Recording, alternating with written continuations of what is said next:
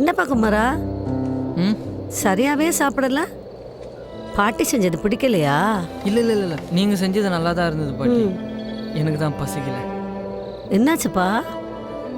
நம்ம வாழ்க்கை கடைசி வரைக்கும் இப்படியே போயிடுமோன்னு சொல்லிட்டு ரொம்ப பயமாக இருக்குது பாட்டி.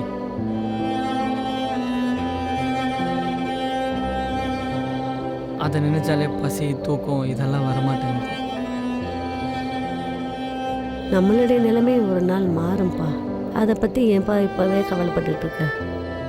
நம்மளும் நம்ம நிலைமை இன்றைக்கி மாறிடும் நாளைக்கு மாறிடும்னு சொல்லிட்டு நினச்சிட்டு தான் இருக்கோம். ஆனால் கடைசி வரைக்கும் அந்த நாள் மட்டும் வரமாட்டேங்குதே பாட்டி.